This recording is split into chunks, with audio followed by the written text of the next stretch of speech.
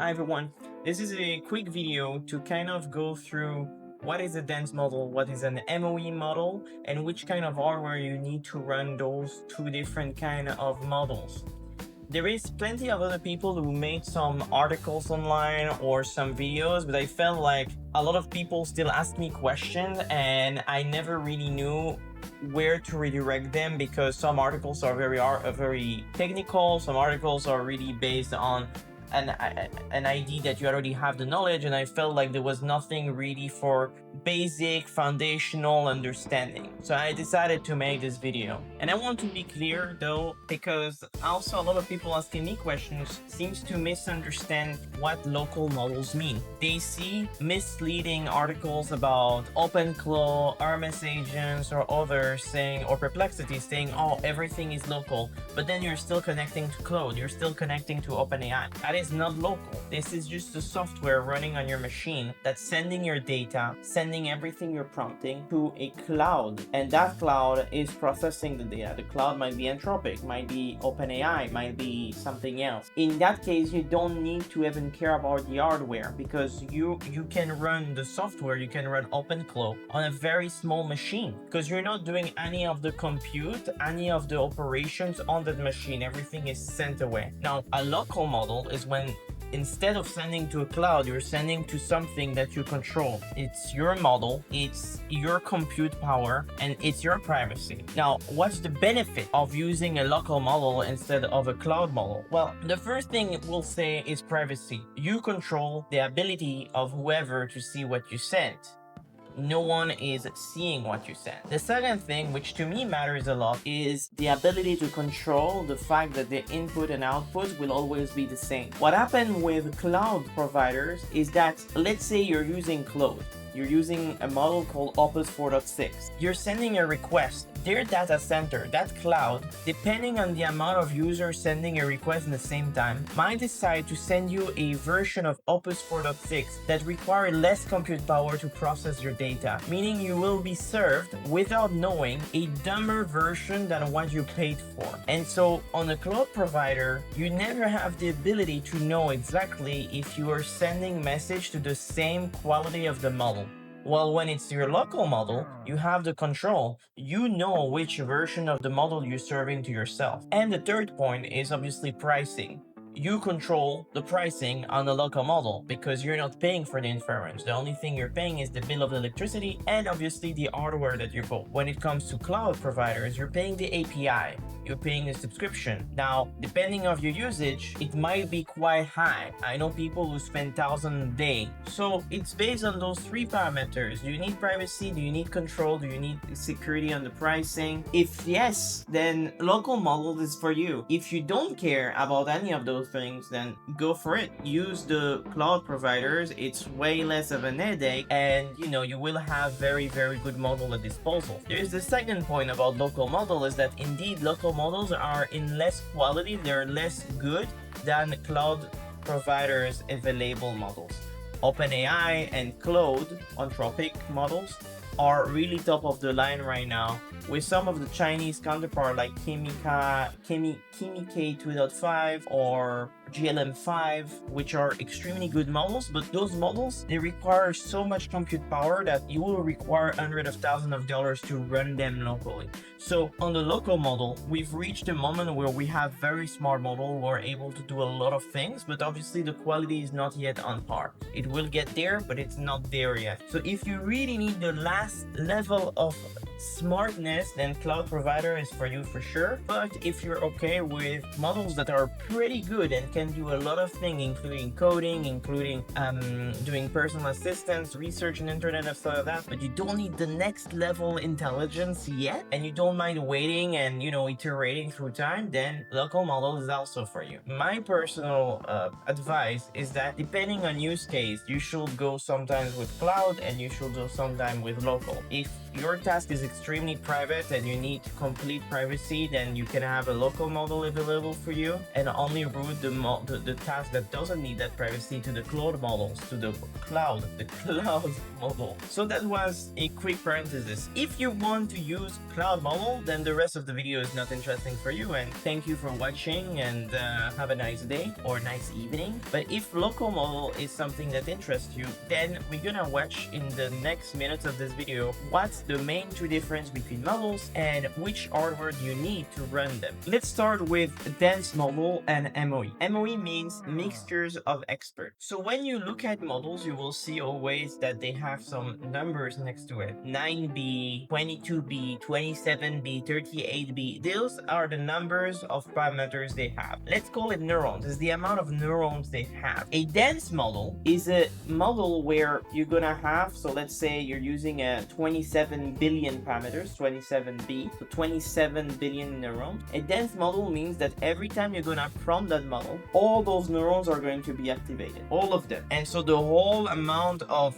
power of the model is going to be used, the full amount of neurons is going to be used in order to process your request and give you an answer. The MOE model, instead, the mixture of experts, is going to work differently. So you might have like 27B A3B, meaning you have 27 billion parameters, neurons, but they will only activate 3 billion for the request. What this means is that when you're going to send a request to a MOE model, it's going to only activate the amount of neurons it feels it needs to activate in order to answer your request. And that's the main difference. That's pretty much it. So obviously, you're a bit more prone to error with MOE models because they don't activate the whole brain and they only activate the parts of the brain they feel they need to activate, and sometimes that might be not really working well, even though it's very rare nowadays. If the model is well trained and well, you can check benchmark and things like that, usually it works well. But that's usually the whole difference.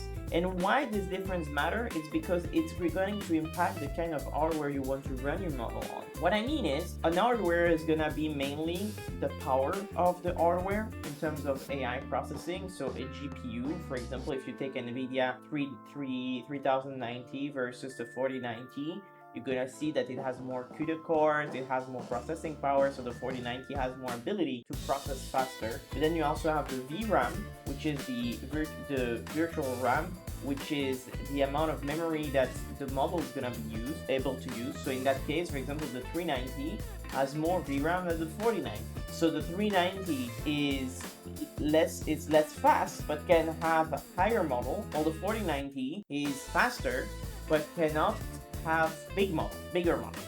And then on top of that, you have the bandwidth. The bandwidth is also extremely important. It's the amount of data that can transit in and out of the hardware in the same time. So when you're gonna prompt, it's gonna basically, send a bunch of data and all the parameters are going to be activated. It's gonna activate the whole brain. That's a lot of data, a lot of powers, a lot of calculation and algorithmic operation and things like that. So this is a lot of data going on together in the cables and things like that. And then it needs to send you a data, right? The less the bandwidth, or the less bandwidth you have, the slower it gets. The more bandwidth, the faster it gets. And that's the main thing. So you basically have those three things when looking at the hardware. You have the fast ability to process data based on the amount of CUDA cores and things like this. The VRAM it can have, the higher the better. And the bandwidth, the higher the better. It's always the higher the better. But there is, again, some hardware will have more VRAM but less CUDA core and more bandwidth or other things. There is basically always those three little parameters to check. So as of today, there is 3 types of hardware that people keep talking about. And the good news is I have everything because I need to try everything. So I bought everything. It's a lot of money, but it is what it is. And so you have GPUs, you have the material that's used unified memory. Unified memory is gonna be basically hardware that is all in one. It has a CPU, RAM, and GPU all together, unified, and so you can use the full bandwidth and the full VRAM that it has available. And within this, you have the DGX Spark and all the family of Dell and things like that. And you have the Mac Studio and the MacBook Pro and all the iOS things and Mac stuff. And the good part is that, for example, if you buy a MacBook Pro for, let's say, I don't know, $3,000, and you get 60 or 128 gigabytes of VRAM of unified memory. That's 128 gigabytes of VRAM that you can use. So you can load a pretty large model on it. While if you go on a GPU for $4,000, you're gonna have a 5090, for example, and that's only 32 gigabytes of VRAM. I'm not sure of the numbers, but you get the idea. So it's way less VRAM, so less bigger model. And now what's the trade-off? Well, the trade-off is on the bandwidth. On the Mac, you're gonna have indeed unified memory. On the Digix Sparks, it's 128 gigabytes of VRAM memory for $4,000 as well. So it's a lot of VRAM. You can run large model on it. But the bandwidth is completely constrained. And the difference, I'll tell you, for example, on my setup, I'm reaching petaflops of bandwidth. Petaflops. So we're like very, very high amount of data that can transit in and out. There is no bottleneck. There is no data getting stuck in traffic. But then on my DGX Spark, we're talking only around 300 gigabytes of traffic bandwidth. It's, you know, the difference is enormous. You go from petaflops, which is thousands and thousands of gigabytes, to roughly 300 gigabytes. And on the Mac, it's kind of the same, right? So this is yet, as I said, the three things. The bandwidth is a very big data that you need to take into account when you take a decision of the hardware. Now, this is where the dense and MOE model come into effect, because basically, and that's pretty much it, we reached the end of the video, on a Digix Spark, on a Mac Studio, on any hardware that has limited bandwidth, you're gonna use a model that has a mixture of experts, because it's only gonna activate the exact part of the brain that needs to be activated, which reduces greatly the amount of data transitioning through the cable. Well, the dense model, you're gonna use it on GPU that are not limited at all by bandwidth, because in that case you can use the whole brain and you don't have to care about limitation on the bandwidth. Every data can come in and out. And the main difference is gonna just be the quality and the speed. Obviously, for example, if we take Qwen 3.5, which is one of the latest model, which to me is one of the best at this time of the video that I'm making. And if you take Qwen 3.5, you have Qwen 3.5 27B, which is a dense model. It's a dense model. And it's running on my GPU, and it's running very fast.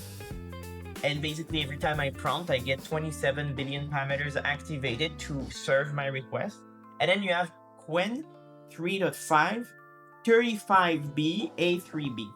What it means is 35 billion parameters, so much more parameters. So by logic, it's smarter than 27B, but it's not, because it only activates 3 billion parameters per request. And so that's the main difference. Now, on my workstation, on my GPU, which model I'm gonna run? The 27B. But if I want it on my DGX Spark, then I'm gonna run the 35B A3B, because that's the MOE. If I run the 27B on the DGX Spark, it will work. It will totally work. But it will be so slow, it will be useless. And by the way, you can also run then the Qwen 35B A3B on your GPU, but then you're limiting yourself. It will be blazing fast, extremely fast. Like, you will write your request and you will have the answer as soon as you press enter. But you're limiting your ability to have the smart model, because why would you run a A3B model or MOE model when you don't have any bandwidth constraint, right? So yeah, that's pretty much it. That's the full video. I hope that was useful. Let me know in comments if you have any questions, so maybe I can create another video to explain how things work. And I wish you a very good day, good evening, good life. And if you are into local models, good luck to your wallets, because buying the hardware is always painful a little bit for the finance. But it's worth it. It's worth it.